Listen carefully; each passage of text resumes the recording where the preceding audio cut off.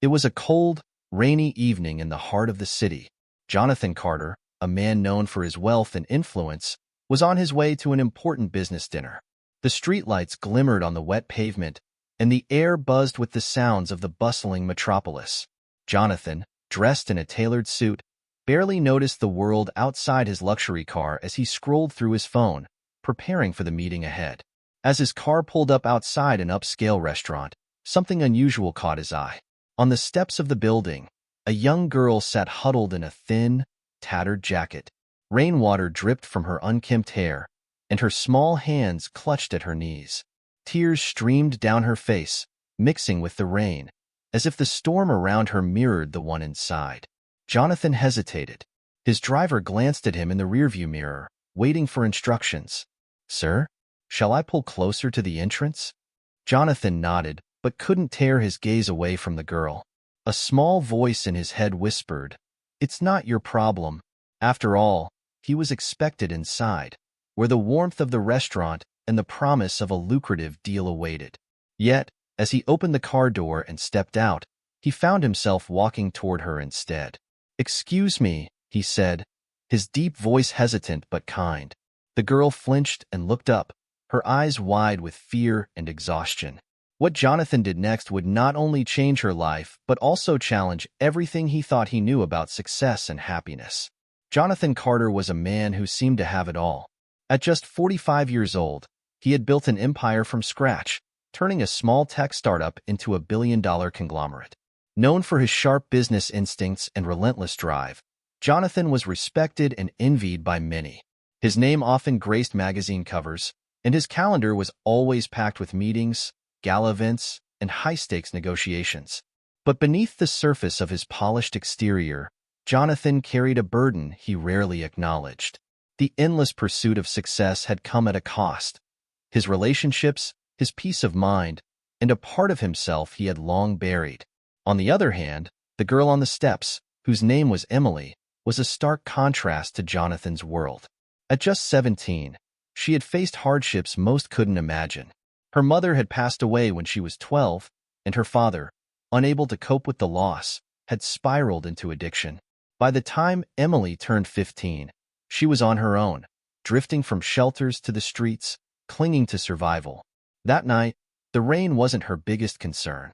She hadn't eaten in 2 days, and the cruel stares of passers-by had left her feeling invisible. The city was alive with activity, its neon lights reflecting off the wet asphalt. Inside the restaurant, the aroma of gourmet food wafted into the air, blending with the sounds of clinking glasses and cheerful laughter. Wealthy patrons sat at candlelit tables, oblivious to the world outside. Meanwhile, Emily sat shivering on the steps, her frail frame hunched against the cold. The rain soaked her clothes, and the paper bag she clutched for warmth had long since fallen apart. Her tears were silent, but they spoke volumes of hunger, exhaustion, and a desperate longing for someone to notice her. Jonathan, standing just a few feet away, felt an unfamiliar ache in his chest. For years, he had walked past people like Emily without a second thought. But tonight was different. Tonight, he couldn't look away. Jonathan's mind raced. He was late for his meeting, and his business associates were expecting him inside. Helping this girl would disrupt his carefully planned evening. Yet, a nagging feeling kept him rooted in place. "Do you need help?" he asked, his voice softer now. Emily hesitated, her mistrust evident. "I'm fine," she muttered, though her trembling hands betrayed her words. Jonathan crouched down, his designer shoes now soaking in the rain. "I don't think you are," he said gently. In that moment, Jonathan faced a choice. To walk away, as he always had before, or to do something that would take him out of his comfort zone. Little did he know, this decision would not only change Emily's life but his own as well. Jonathan extended his umbrella over the girl, shielding her from the relentless rain. He crouched down to her level, his designer suit now speckled with raindrops. "Why are you crying?" he asked, his tone steady but soft. The girl shook her head, avoiding his gaze. Her matted hair clung to her pale cheeks, and she hugged her knees tighter. "I'm fine," she mumbled, though her trembling body betrayed her words. Jonathan hesitated, unsure how to proceed. He wasn't used to moments like this, moments that required patience, vulnerability, or connection. Look, he began cautiously. I don't mean to intrude, but you're clearly not fine. Can you at least tell me what's wrong? At first, the girl said nothing. The silence between them was broken only by the rhythm of the rain and the distant hum of traffic. Finally, she looked up, her eyes red and brimming with tears. "Why do you care?" she asked, her voice barely above a whisper. Jonathan blinked, taken aback. It was a simple question, but one he didn't have an immediate answer to. Before he could respond, she continued, her words spilling out like a flood she could no longer hold back. "I have nowhere to go," she said, her voice cracking. "I've been on the streets for months. My dad, he couldn't take care of me anymore. My mom died when I was little. I tried to get a job, but no one wants to hire a kid like me. I'm tired." Her confession hit Jonathan like a punch to the gut. He had expected a story of hardship, but hearing it firsthand, seeing the pain etched into her young face, was overwhelming. Jonathan's mind raced. He had built his career on solving problems, but this was different. How could he possibly fix this? He didn't know where to start. "What's your name?" he asked, trying to keep his voice steady. "Emily," she replied, her tone cautious. "Emily, do you have anyone you can call? A friend? A relative?" She shook her head.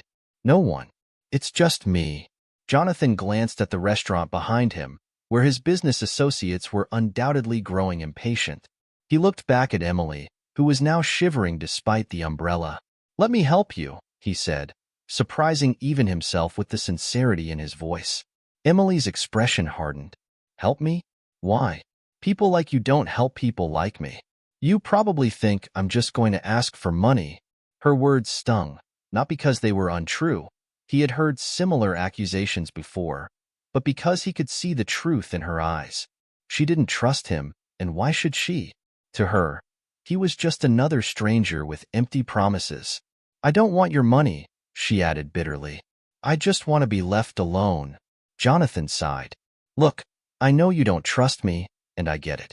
But I can't just walk away knowing you're out here in the cold." Emily narrowed her eyes. "Why do you care?" she repeated. Jonathan hesitated, then admitted, "I don't know. But I do." It wasn't the perfect answer, but it was honest. As Emily's story unfolded, Jonathan felt something stir deep within him, an unfamiliar sense of empathy and responsibility. For years, he had been laser-focused on his career, chasing wealth and power with single-minded determination.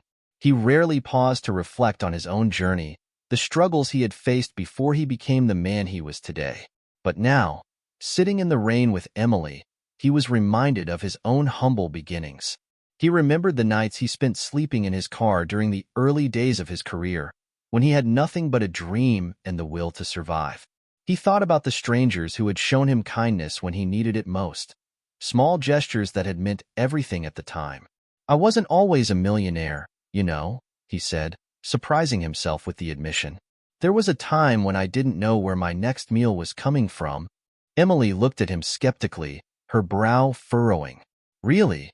Jonathan nodded. "Really. But someone helped me when I needed it. I wouldn't be where I am today if it weren't for them." For the first time, Emily's expression softened. "What did they do for you?" she asked. "They believed in me," Jonathan replied simply, "and they gave me a chance." For the next several minutes, they sat in silence, the rain easing into a gentle drizzle. Jonathan knew he couldn't solve all of Emily's problems, but he could take the first step. He could offer her what someone had once offered him, a chance. "Come on," he said, standing and extending a hand. "Let's get you out of the rain. We'll figure out the rest later." Emily hesitated, her mistrust still evident. But something in Jonathan's voice, or perhaps the sheer exhaustion she felt, compelled her to take his hand. As they walked toward his car, Jonathan felt a strange sense of purpose, as though he had finally remembered something he had long forgotten. The simple yet profound power of compassion. Jonathan pushed open the door to the restaurant, ushering Emily inside. The warmth enveloped them instantly, a stark contrast to the cold rain outside. The hostess looked up, surprised to see a man in an expensive suit guiding a drenched, ragged teenager to a table. "A table for two," Jonathan said firmly, ignoring the curious stares from other patrons.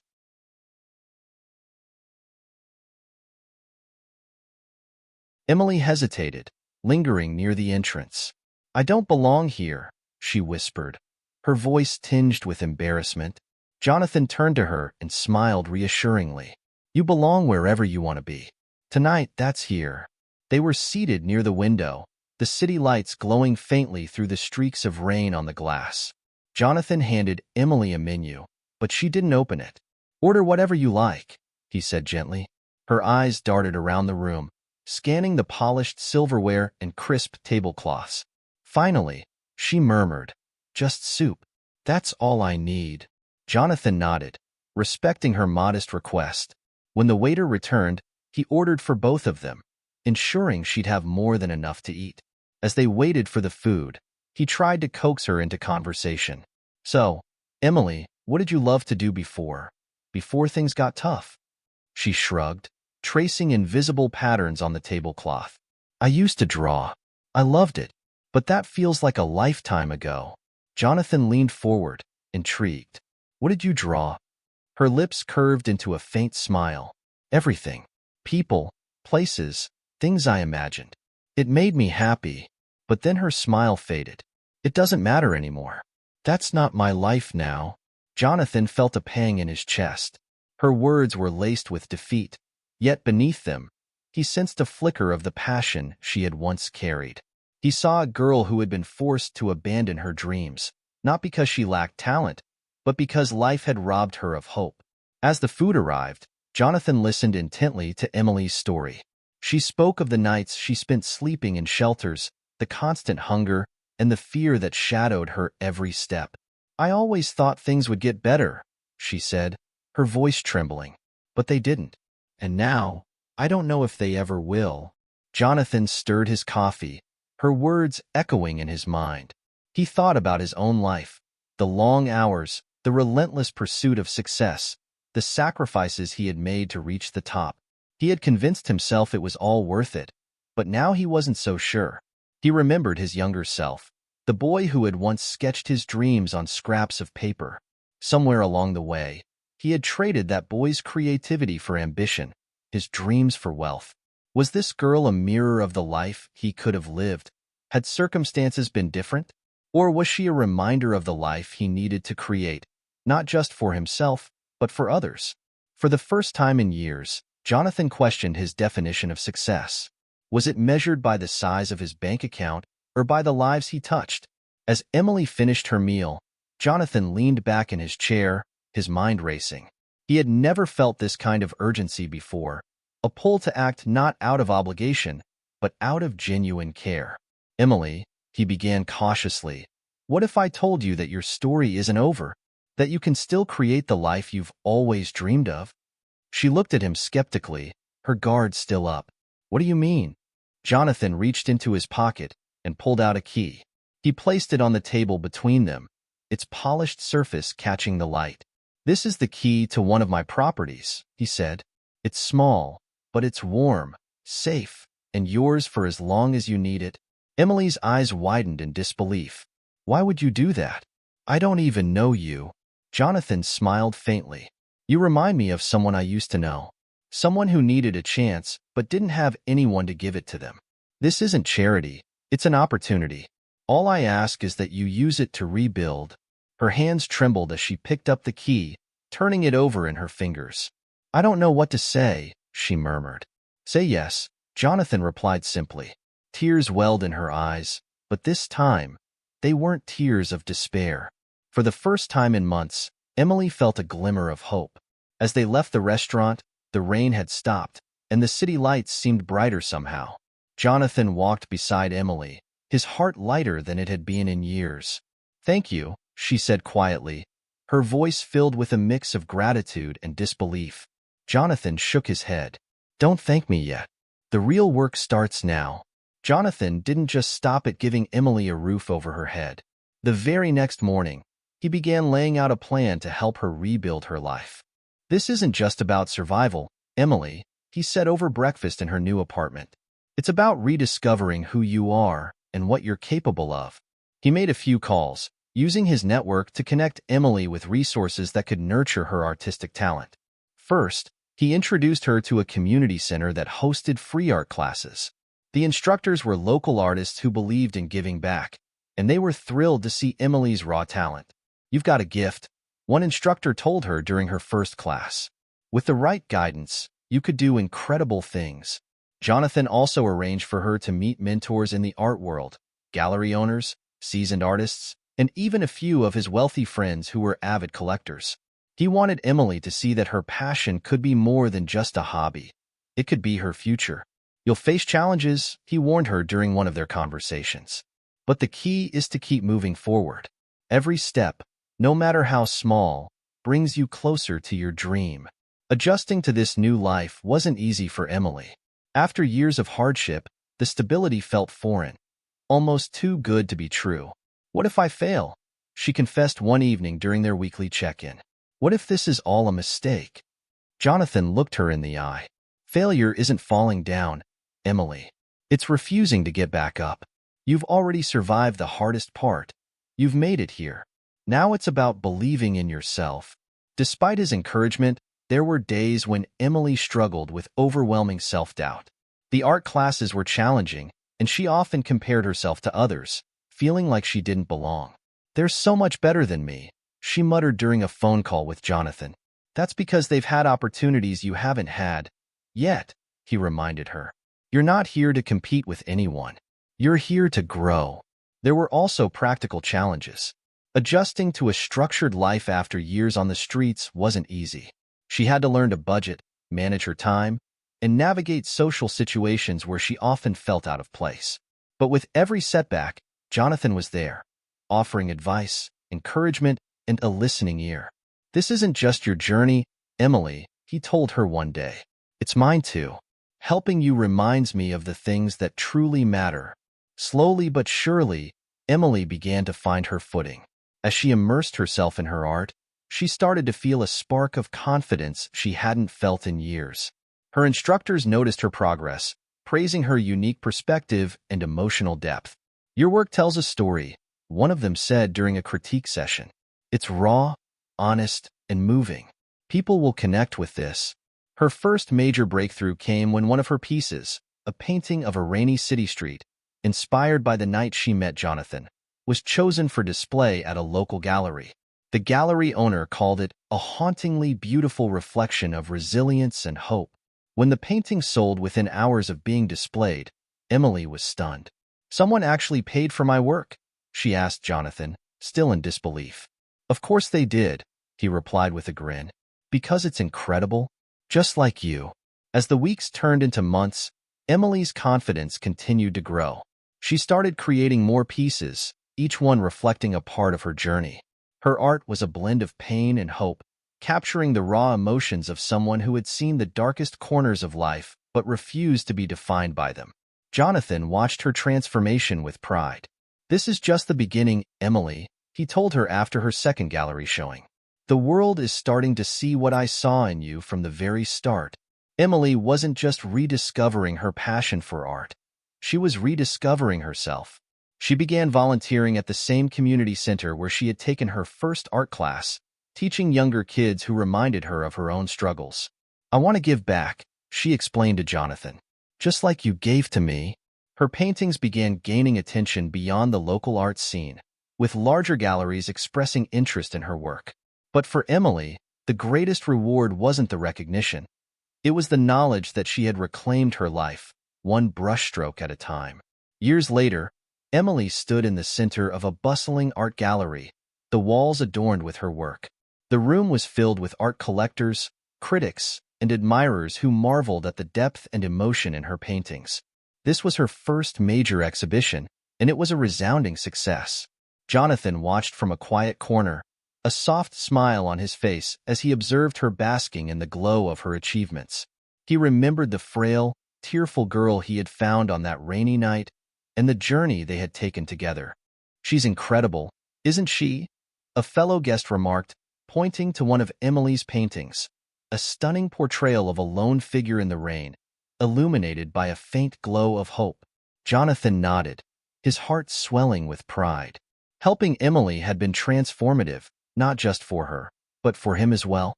He had built empires, amassed wealth, and gained the admiration of many, but nothing compared to the fulfillment he felt now. This wasn't just about changing her life. It was about rediscovering his own humanity. It's funny, he thought to himself, how giving can teach you what truly matters. Jonathan reflected on the lessons he had learned through his journey with Emily. Life had taught him many things, but this experience was unlike any other. Success isn't measured by the number of zeros in your bank account, he often told people afterward. It's measured by the impact you make on others' lives. Emily had shown him that kindness could be more powerful than any business deal. She was living proof that second chances could lead to extraordinary outcomes. And while Jonathan had started out thinking he was giving her a gift, he realized it was he who had received the greatest gift of all, purpose. Emily, too, carried her own lesson forward. She spoke openly about her past at art events and charity galas, inspiring others with her story of resilience. Everyone deserves a chance to rewrite their story, she would say. I'm here today because someone believed in me when I couldn't believe in myself. Together, they became advocates for compassion and second chances, their bond deepening over the years as they continued to impact the lives of others. This story is more than just a tale of transformation. It's a reminder of what we're capable of when we choose to care. How many lives go unnoticed? How many cries for help go unheard? Jonathan pondered as he looked at the faces around him. We all have the power to make a difference, no matter how small. The next time you see someone in need, consider this story. What if one act of kindness could be the turning point in someone's life?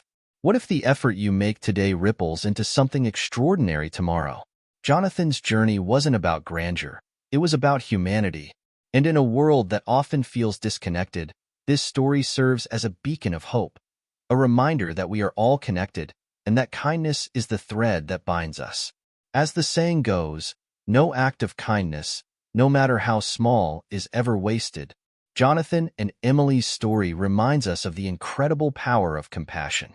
We live in a world where it's easy to look away, to prioritize our own goals over the struggles of others. But what if we didn't? What if, like Jonathan, we stopped to listen, to care, and to act? The rain will always fall, and hardships will always exist. But in every storm, there's an opportunity to be someone's shelter. The choice is yours. Be the light in someone's darkness, and you might just find your own life illuminated in ways you never imagined.